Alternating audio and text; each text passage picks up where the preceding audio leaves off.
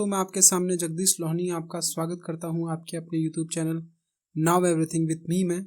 दोस्तों, आज मैं आपके सामने काफ़ी इंटरेस्टिंग टॉपिक लेके आया हूं साइकोलॉजी का। इसका नाम है एवोल्यूशन ऑफ साइकोलॉजी, मनोविज्ञान का विकास। जैसे कि आपने थंबनेल में और काफ़ी टाइम से स्क्रीन में भी देख रहे होंगे। दोस्तों, इस टॉपिक को बताने से पहले मैं आपको कुछ बातें ज़रूर बताना चाहूँगा। यदि आप एक साइकोलॉजी के स्टूडेंट हैं तो ये टॉपिक आपके लिए काफ़ी ज़्यादा इंपॉर्टेंट रहने वाला हूँ, चाहे आप क्लास 12th में पढ़ते हो या आप ग्रेजुएशन में हो या आप यूजीसी नेट की प्रिपरेशन कर रहे हो, क्योंकि ये टॉपिक काफ़ी ज़्यादा इम्पोर्टेंट है और ये आपके हर किसी एग्ज़ाम में बहुत ज़्यादा महत्व देता है। दोस्तों, इस टॉपिक में मैं आपको जो मनोविज्ञान का विकास क्रम बताऊंगा, मनोविज्ञान की उत्पत्ति और उसके पिता और मनोविज्ञान का विकास किस तरीके से हुआ, इस बारे में बताऊंगा। हालांकि इससे पहले मैंने मनोविज्ञान के इंट्रोडक्शन के बारे में बताया है, जिसमें आपको मैंने ये सब बातें उसके विकास क्रम के बारे में थोड़ा बहुत बताया है। बट इसमें मैं आपको ब्रीफ वे में एक एक्सपेंड में बताऊंगा कि मनोविज्ञान का विकास कैसे हुआ और मनोविज्ञान की उत्पत्ति किस प्रकार से हुई। दोस्तों, चलते हैं टॉपिक की ओर। टॉपिक की ओर चलने से पहले मैं आपको एक और इम्पोर्टेंट बात बताना चाहूँगा। यदि आपको ये वीडियो अच्छी लगे तो इस वीडियो को लाइक और सब्सक्राइब जरूर कर दें। और दोस्तों, अपने प्यार बनाए रखें और मैं आपके लिए इस तरीके की वीडियो डालते रहूँगा और जो आपके लिए बहुत ज़्यादा इंपॉर्टेंट होंगे। चलते हैं टॉपिक की ओर। दोस्तों, मनोविज्ञान की उत्पत्ति, ओरिजिन ऑफ साइकोलॉजी। मनोविज्ञान की उत्पत्ति जो माना जाता है मेनली दर्शन शास्त्र से मानी जाती है। ओके, अरस्तु के समय में ही दर्शन शास्त्र में से मनोविज्ञान को निकाला गया। ठीक है दोस्तों, जो दर्शन शास्त्र से मनोविज्ञान को निकालने वाले मेनली अरस्तु ही थे। तो अरस्तु के बारे में थोड़ा सा जान लेते हैं। ये काफ़ी कन्फ्यूजनिंग टॉपिक है और काफ़ी कन्फ्यूजनिंग वो है। ये काफ़ी लोग इस बात में कन्फ्यूजन है कि अरस्तु के पिता कौन, अरस्तु के गुरु कौन है और उनके गुरु कौन है। तो अरस्तु के जो गुरु हैं वो प्लूटो हैं और प्लूटो के जो गुरु हैं वो सुकरातो हैं। और जो अरस्तु के जो शिष्य हुए वो हुए महान सिकंदर हुए। तो अरस्तु द्वारा ही मनोविज्ञान को आत्मा का विज्ञान कहा गया था। इसका समर्थन करने वाले इनके गुरु जो थे प्लूटो थे। ओके दोस्तों, ये हैं हमारे अरस्तु जी। तो चलते हैं नेक्स्ट पॉइंट की ओर। अब दर्शन शास्त्र क्या है? Means that philosophy. What is philosophy? दर्शन शास्त्र में जो होता है विचारों का अध्ययन किया जाता है, जैसे कि आत्मा, परमात्मा, ब्रह्म आदि विचारों के आधार पर अध्ययन किया जाता है। इसमें ना कोई प्रयोग होता है और ना कोई एक्सपेरिमेंट, केवल विचारों के आधार पर ज्ञान की प्राप्ति की जाती है। ओके दोस्तों, दर्शन शास्त्र के अनुसार ही साइकोलॉजी को दो भागों में बांटा गया था। ये बात याद रखना कि दर्शन शास्त्र के अनुसार ही साइकोलॉजी को दो भागों में बांटा गया। दर्शन शास्त्र द्वारा ही साइकोलॉजी को आत्मा का विज्ञान कहा गया था। जो दर्शन शास्त्री थे उनके द्वारा ही साइकोलॉजी को आत्मा का विज्ञान कहा गया था। तो साइको प्लस लोगस में दर्शन साइकोलॉजी को बांटा गया था। इसमें साइको का अर्थ होता था आत्मा और लोगस का मतलब होता था अध्ययन करना। मतलब आत्मा का अध्ययन करने वाला विज्ञान को हम साइकोलॉजी कहते थे। तो साइकोलॉजी का जो वर्गीकरण क्या था, ये दो शब्दों में जो वर्गीकरण था, गैरेट ने किया था। याद रखना, गैरेट ने किया था। और साइकोलॉजी एक इंग्लिश शब्द है, ठीक है, और जिसका ग्रीक लैटिन भाषा से साइकोलॉजी को लिया गया है। ओके दोस्तों, तो साइकोलॉजी शब्द का जो सबसे पहले प्रयोग क्या था, ये काफी इंपॉर्टेंट क्वेश्चन है। साइकोलॉजी शब्द का जो सबसे पहले प्रयोग क्या था, वो रुडोल्फ गोइकिल ने किया था। ओके दोस्तों, रुडोल्फ गोइकिल ने किया था। तो जिन्होंने एक पुस्तक लिखी थी 1590 में। जो रुडोल्फ गोइकिल है ये 1590 में है। इन्होंने अपनी एक बुक लिखी थी साइकोलॉजिया, जिसमें साइकोलॉजी शब्द का सर्वप्रथम प्रयोग किया था। ओके दोस्तों, समझ में आ रहा है ना? तो चलते हैं नेक्स्ट टॉपिक की ओर। तो मनोविज्ञान का अब आता है विकास क्रम। तो सबसे पहले हमने क्या पढ़ा? सबसे पहले हमने पढ़ा कि मनोविज्ञान की उत्पत्ति पढ़ी, उसके बाद दर्शन शास्त्र क्या है, उसके बाद हमने पढ़ा मनोविज्ञान का विकास क्रम। अब हम पढ़ रहे हैं। तो मनोविज्ञान के विकास के चार भागों में बांटा है, ठीक है। पहला आत्मा का विज्ञान, मन का विज्ञान, चेतना का विज्ञान, व्यवहार का विज्ञान। सबसे पहले मनोविज्ञान को आत्मा का विज्ञान कहा जाता था, जिसके बाद फिर इसे मन का विज्ञान कहा गया और फिर चेतना का विज्ञान, और अभी वर्तमान समय में इसे व्यवहार का विज्ञान कहा जाता है। ओके दोस्तों, तो विकास क्रम, हर चीज का विकास होता है, उसी तरीके से मनोविज्ञान का भी विकास हुआ अलग अलग चरणों में। तो चलते हैं कि किस तरीके से इसका विकास हुआ, किस तरीके से आत्मा का विज्ञान कहा गया, किस तरीके से मन का विज्ञान कहा गया और किस तरीके से चेतना का विज्ञान और इस समय व्यवहार का विज्ञान क्यों कहा जा रहा है और इनमें क्या क्या ऐसी बातें रहेगी तो इनको माना नहीं गया। ओके दोस्तों, तो चलते हैं आत्मा के विज्ञान की ओर। तो आत्मा का विज्ञान, साइंस ऑफ सोल, वह विज्ञान जिसमें आत्मा का अध्ययन किया जाता है उसे आत्मा का मनोविज्ञान कहते हैं।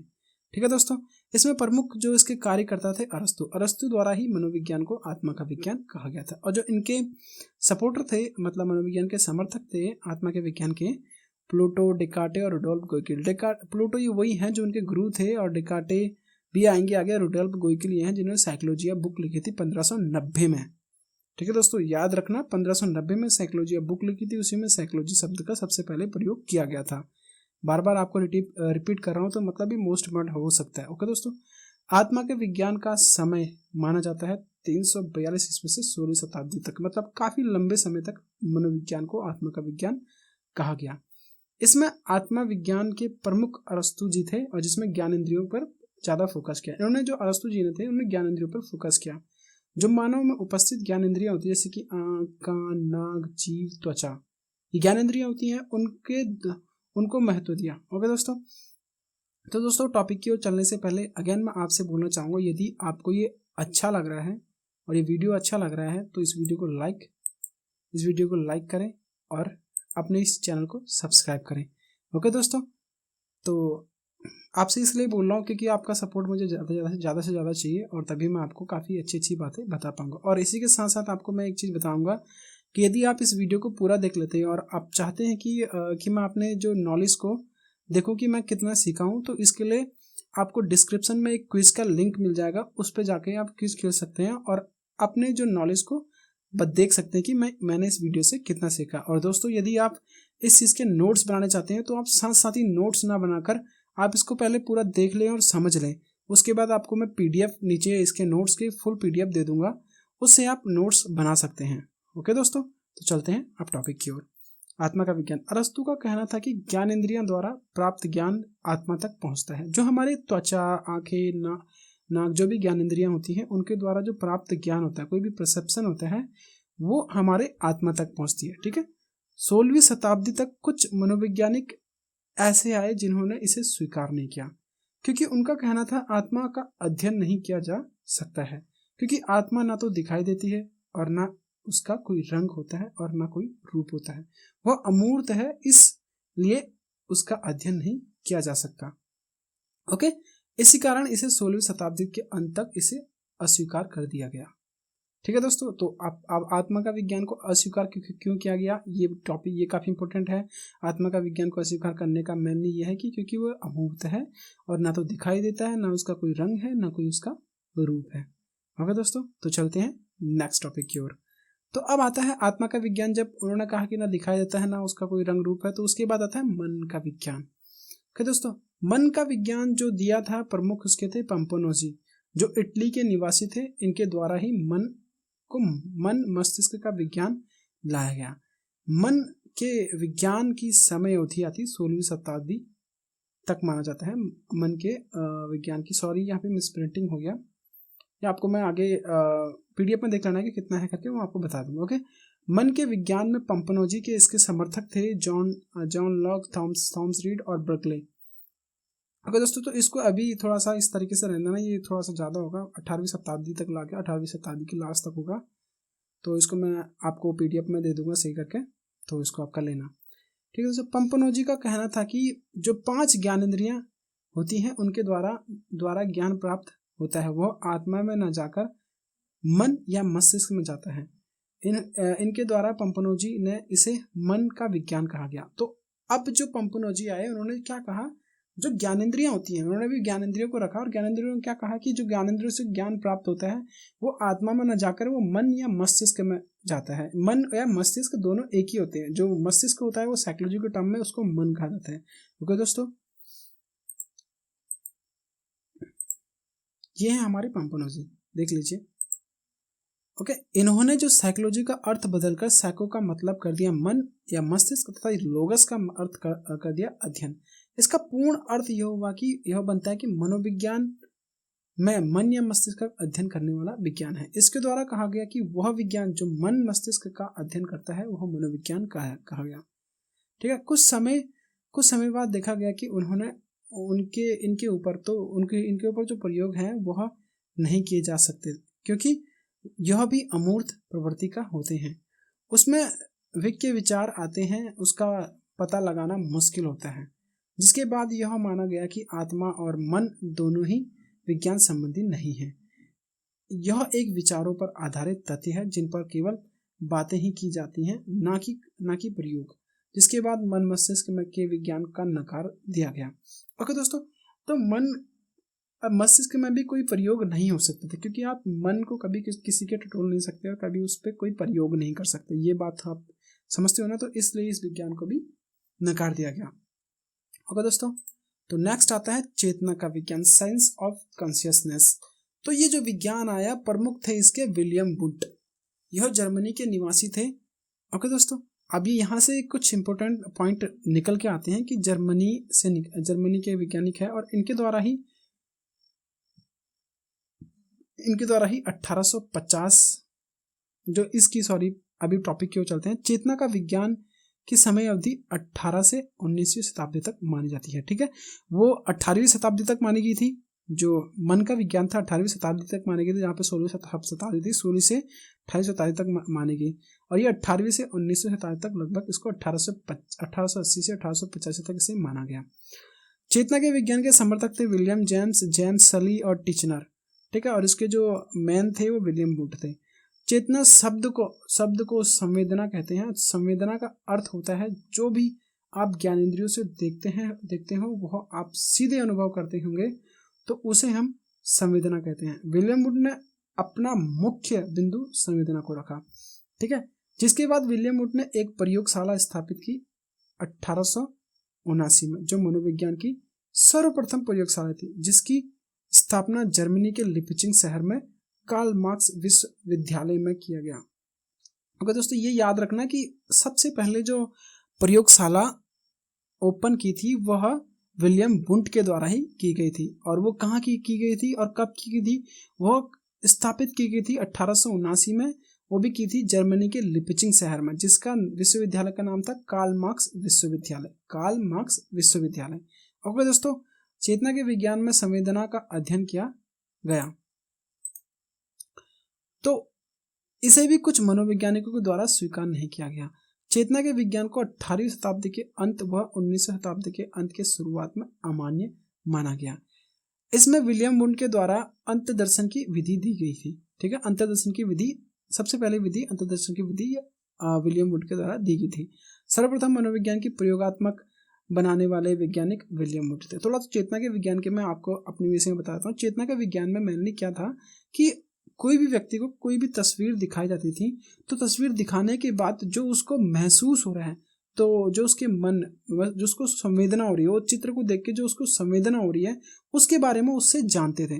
परंतु क्या होता था कि कोई लोग क्या करते थे कि जब चित्र को देखने के बाद उसमें जो संवेदना हो रही है उसको ना बताकर कुछ और ही बता देते, और जिससे हम उसको सही से जान नहीं पाते थे और जिससे रिजल्ट उसका कुछ खास नहीं होता था। ओके दोस्तों, तो इससे क्या होता था, रिजल्ट कुछ खास नहीं होता। तब काफी मनोवैज्ञानिकों ने इस पे अध्ययन किया और अध्ययन करने के बाद इसको अस्वीकार किया। ओके दोस्तों, मनोवैज्ञानिकों को पूर्ण रूप से अलग कर दर्शन शास्त्र से 1880 में मनोविज्ञान को अलग विज्ञान की उपाधि दी। तो जो देखो अरस्तु, अब मैं आपको ये पॉइंट बताता हूँ कि मनोविज्ञान के पिता कौन है। यहाँ भी मैं आपको बता देता हूँ कि मनोविज्ञान के जो पिता हैं, ठीक है, मनोविज्ञान के जो पिता हैं वो है अरस्तु। ठीक है, अरस्तु ने मनोविज्ञान को अलग किया दर्शन शास्त्र से, ये बात याद रखना। और सेकंड जो आते हैं मनोविज्ञान के आधुनिक जो पिता हैं वो आते हैं विलियम वुंट, क्योंकि विलियम वुंट आधुनिक और प्रयोगात्मक पिता हैं उनके, मनोविज्ञान के प्रयोगात्मक पिता के, इसलिए क्योंकि इन्होंने प्रयोगशाला की सबसे पहले स्थापना की थी जर्मनी के लिपचिंग में 1879 में जर्मनी के लिपचिंग में यह किया था। ओके दोस्तों, तो 1880 में मनोविज्ञान को अलग कर दिया गया। तो पूर्ण रूप से दर्शन शास्त्र से मनोविज्ञान को कब अलग किया था? 1880 में। ठीक है, चेतना के विज्ञान को अस्वीकार करके मुख्य कारण प्रयोज्य द्वारा संवेदी जानकारी को सही से ना बताना। वही मैंने आपको बताया था कि जो प्रयोज्य द्वारा संवेदी जानकारी उसको अच्छे से नहीं बताना, इसीलिए से चेतना के विज्ञान को अस्वीकार किया था। ठीक है। जो इसमें एक सबसे बड़ा विरोधाभास है विलियम मैकडूगल, जिन्होंने अपनी पुस्तक आउटलाइन ऑफ साइकोलॉजी में चेतना शब्द को बहुत बुरा शब्द कहा। और मैकडूगल ने कहा कि व्यक्ति को आत्मा, मन, चेतना द्वारा नहीं पहचाना जा सकता। तो मैकडूगल ने कहा कि यदि आप किसी व्यक्ति को जानना या समझना चाहते हो तो आपको व्यक्ति के व्यवहार को समझना जरूर होगा। तो मैकडूगल, ये सबसे बड़ा क्वेश्चन आता है कि चेतना के विज्ञान का विरोध किसने किया था, और अपनी पुस्तक में उसका विरोध करते हुए उसको सबसे ज्यादा बुरा किसने किया था, तो विलियम मैकडूगल ने किया था अपनी पुस्तक आउटलाइन ऑफ साइकोलॉजी में। ये पॉइंट याद रखना दोस्तों, फोकस करके आपको पॉइंट्स बता रहा हूँ। अब आता है लास्ट, व्यवहार का विज्ञान, जो आज के टाइम पे व्यवहार का विज्ञान माना जाता है। मनोविज्ञान को व्यवहार का विज्ञान 20वीं शताब्दी से अब तक चेतना अनुभूति को मनोविज्ञान की विषय वस्तु से अलग कर माना गया है। ठीक है ना, दिया गया तथा उसकी जगह व्यवहार को रखा गया। और चेतना और मन, आत्मा, मन, चेतना, इन सबको हटाकर अब व्यवहार का विज्ञान का जगह इसको वास्तु दिया गया। ओके, जैसे कि अब व्यवहार एक प्रैक्टिकली था जिसमें दौड़ना, रोना, हंसना, ये सब चीजें आती थी। तो जो भी हम व्यवहार करते हैं उनको हम ऑब्जर्व करके उसके हम सही से उसको ऑब्जर्व कर सकते हैं, उसमें एक साइंटिफिक वे से हम उसमें प्रयोग करके उसके बारे में बता सकते हैं।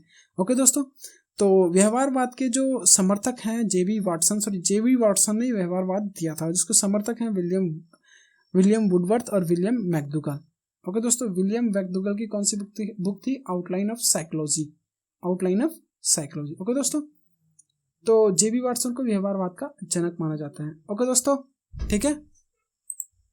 सो दोस्तों, यदि आपको ये वीडियो अच्छा लगा हो एवोल्यूशन ऑफ साइकोलॉजी टॉपिक का, तो इस वीडियो को लाइक एंड सब्सक्राइब जरूर करें। और दोस्तों, अपना ज़्यादा से ज़्यादा प्यार बनाए रखें।